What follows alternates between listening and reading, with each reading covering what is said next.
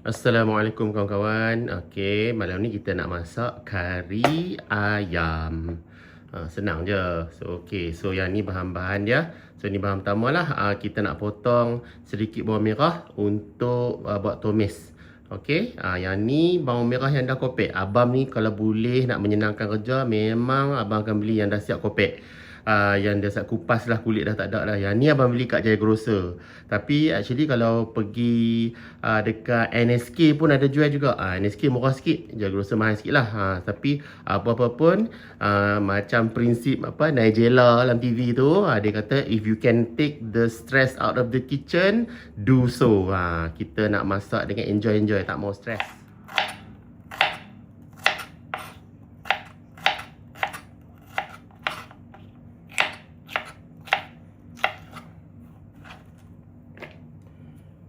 Okay, abang nak bagi tips sikit.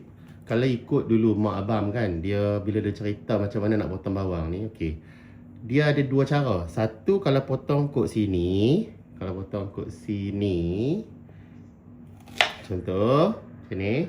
Yang ni disebut hiris bawang. Tapi kalau kita potong kot sini, kot menegak ni, macam ni. Dia nampak ni kan, macam ni pattern dia ni, dan terus potong macam tu.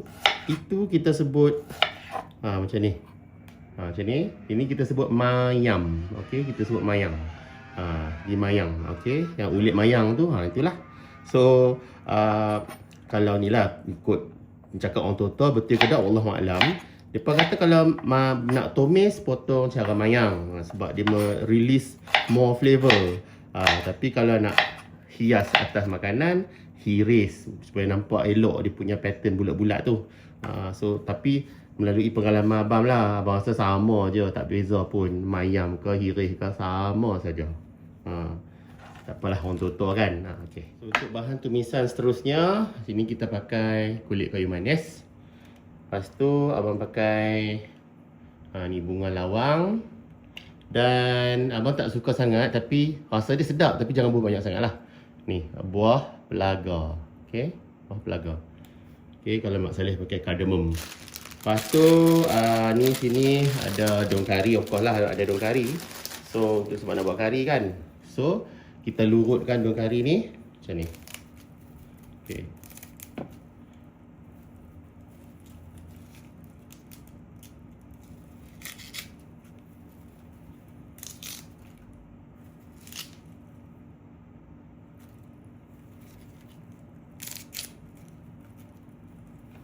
Okey, agak-agak je dalam tu, tak banyak sangat. Okey. So benda ni kita nak tumis ya, nak bagi wangi dalam minyak sebelum kita masuk ke rempah. Untuk rempah kari, terpulang pada cita rasa masing-masing. Boleh je nak pakai adabi ke, lazat ke, babas ke, alagapas ke. Abang malam ni kebetulan abang pakai babas. Tapi kadang-kadang pakai juga alagapas, kadang-kadang pakai juga yang adabi. Okey, semua rasa sedap dan ada kelainan sikit-sikit lah. So hari ni kita nak try babas. Yang ni pun sedap. So abang tak ada preference among all of them, abang guna je semua.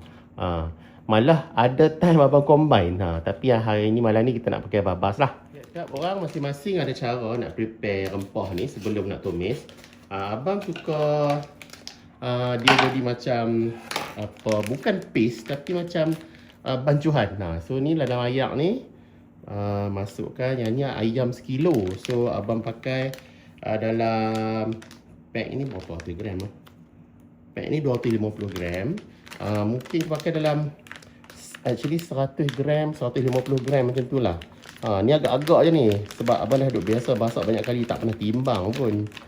Pakai agak-agak, tak sampai setengah paket pun. Kalau setengah paket 125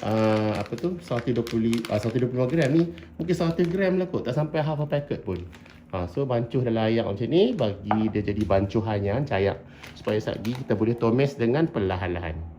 Tak set bahan tumisan tu, lupa pula nak buh bawang putih.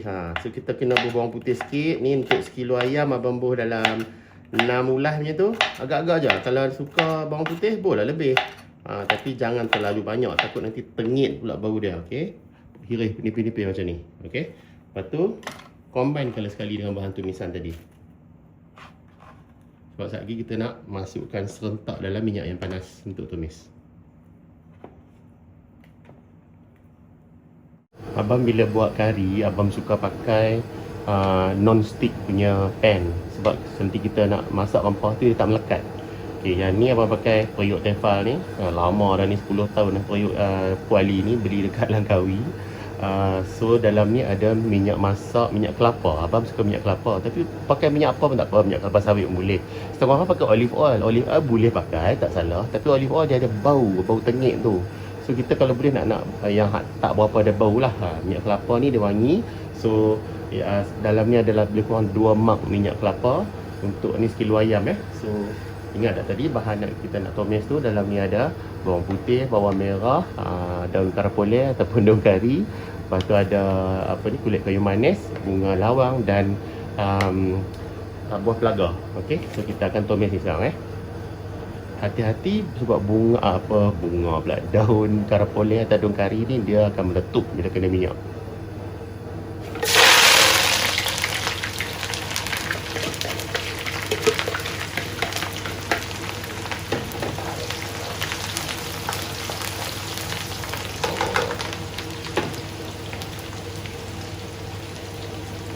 Ni kita tumis ni tak payah sampai garing. Kita nak bagi dia naik wangi saja. Nampak agak-agak layu tu, sekejap dah boleh masuk rempah lah.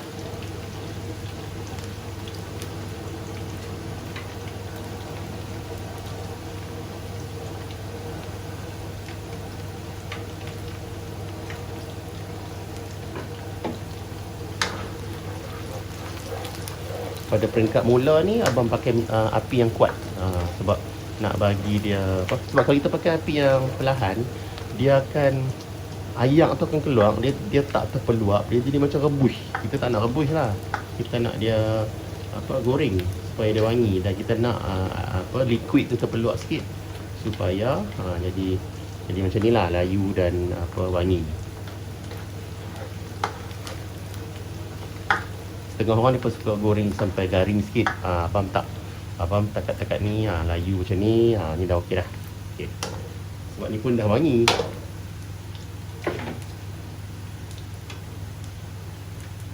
So sekarang kita nak masukkan rempah yang kita bancuh tadi. Yang ni dalam 100 berapa tadi? Kita lupa dah, 125 gram. So masukkan ayak, bagi cayak macam ni tak ada masalah. Ni cayak macam ni. Masukkan. Tambah ayak lagi pun tak apa.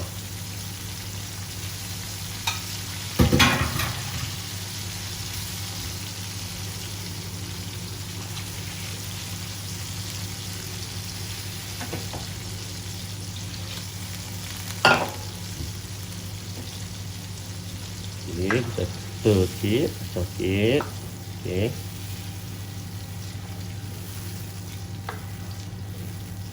Kita tadi api besar kan. Api besar ni kita biar dulu sampai dia menggelegak. Elok dia menggelegak, kita kecilkan api. So kawan-kawan, kita nampak ni dah menggelegak. Okey. Give it a stir. Kacau sikit. Okey.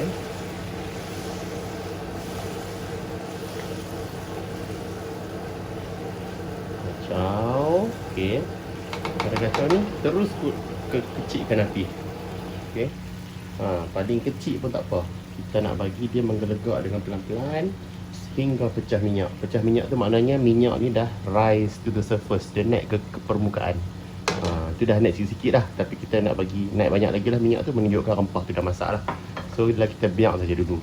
Ni akan mengambil masa dalam 20 minit macam tu. Tapi setiap 5 minit tu kacau lah. Nak pastikan dia tak melekat dekat dasar kuali tu. Walaupun non-stick, kena jaga juga. Bukan biar saja, takut dia berkerak habis. Okey kawan-kawan, ni abang nak bagi tips sikit. Sebab untuk gulai ayam ni, abang pakai ubi kentang lah. Kita letak ubi kentang dan gulai ayam. So, yang ni ada 7 biji yang abang dah potong separuh. So, abang pakai ni, potato ni kecil je besar ni. Dia panggil new potato. Saya nak tunjuk. Yang ni yang sebelum kupas. Okay. Kalau hampa malas nak kupas potato, okay, ni tengok abang nak potong, nak tunjuk. Potato ni is especially breed sebab kulit dia nipis, nampak tak? Ni kulit dia nipis je. Supaya tak perlu kupas. So actually kalau abang nak makan sendiri, abang tak akan kupas potato ni sebab dia cukup nipis kulit dia. Tetapi hari ni masak kari ayam ni untuk kawan. So abang kupas lah sebab nak pergi nampak elok sikit. Tak kira kata aku penyegan pula. So ini kira sebiji ni. So sebiji ni kita potong dua supaya senang masak. Okay. 7 biji lah. Kari ayam abang bubuh juga carrot. So carrot ni terpulang. Ada setengah orang dia sedia malas nak kupas, dia tak nak kupas. Biar je basuh bersih-bersih pakai. Boleh je. Tapi yang ni sebab abang kata tadi abang nak masak untuk kawan makan. So nak bagi nampak elok sikit lah. So yang ni abang pakai carrot peeler ni. Macam mana? Tengok sini. Macam ni. Tajam benda ni, nak kena berhati-hati.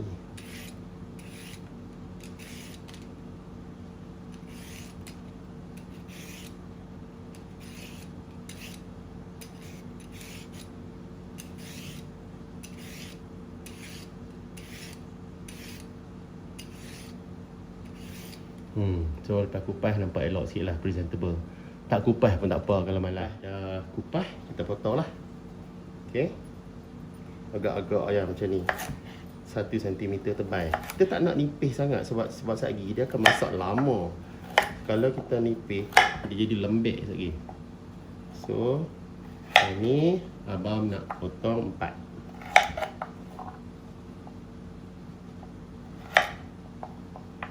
Walaupun abang letak sekali je dengan potato ni, tapi sekejap lagi kita akan masuk potato dulu baru kita masuk carrot dalam gulai atau kari ni.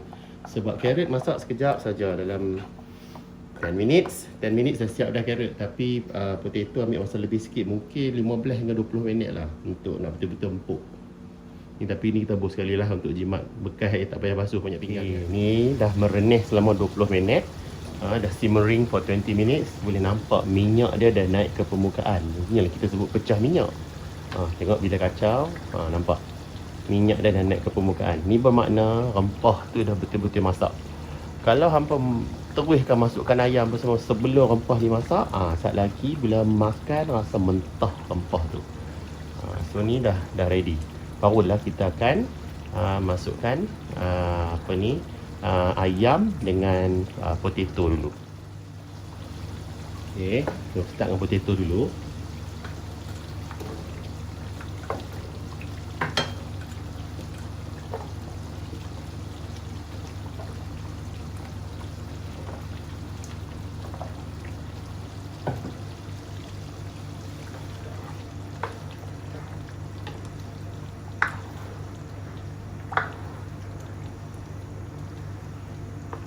Biar dia masak dalam 5 minit je dah. Potato ambil masa lama juga, 15 minit, kadang-kadang 20 minit nak untuk empuk. So kita masuk awal ni. Sekejap lagi, lepas 5 minit kita masukkan ayam. Okey, waktu ni juga kita boleh masukkan asam jawa. So ni abang pakai parti asam jawa adabi, senang. So tak payah nak ramai-ramai, nak picit-picit. Kalau nak pakai tradisional pun boleh, tapi remeh lah, nak kena picit dah lah, ayak panas lah apa semua. Yang ni yang paste siap dah. Abang pakai sini 1 sudu teh, tapi sudu teh ni penuh. Okay,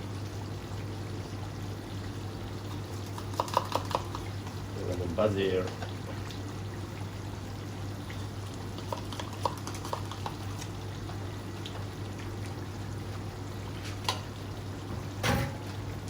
Kacau dia.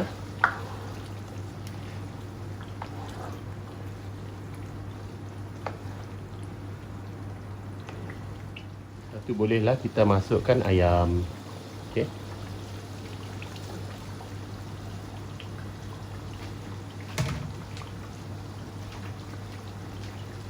Gaul dia bagi sama rata.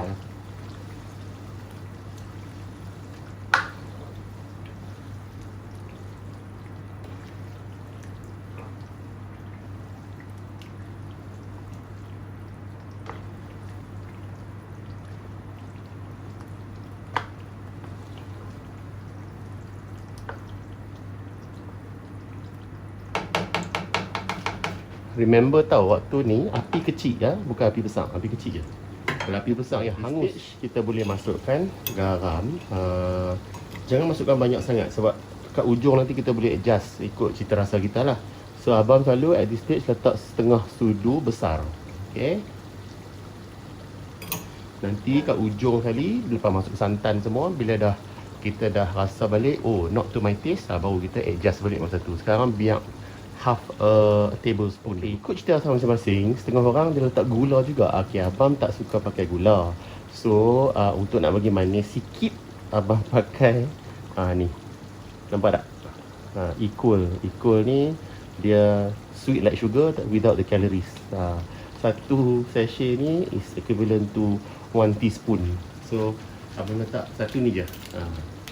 So tapi kalau siapa tak nak rasa manis langsung, tak payah letak. Okay, at this stage barulah kita letakkan carrot. Sebab carrot cepat masak. So take 10 minutes, baru kita letakkan carrot. Kalau letak awal lagi dia lembek. Dan juga abang letakkan santan. So abang pakai Kara, boleh je nak pakai apa-apa Harmony ke, brand santan ke, ataupun santan fresh pun boleh. Abang suka pakai ni sebab tak banyak renyah, tak banyak remeh. Kalau pakai santan fresh, dia abang pernah bad experience lah pakai santan fresh yang tak berapa fresh. Masak kari within 1 hour dah mula berbuih dah. Dia nak basi. Orang yang jual tu tak ni lah, tak honest. So yang ni abang pakai Kara senang. Ini kita tahu UHT memang tahan lama. So masukkanlah ni sekotak. Kalau suka lemak boh lagi 2 kotak. Tapi sekotak pun cukup dah insya-Allah.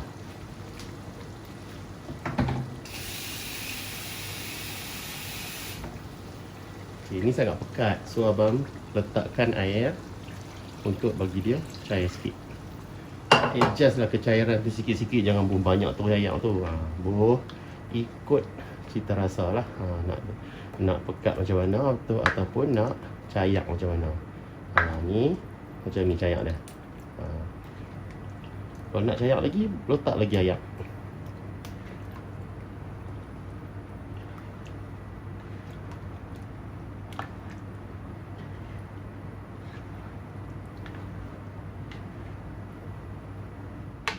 So at this stage kita nak bagi dia merenih ataupun simmering at least for 15 minutes untuk masakkan ayam tu betul-betul lah.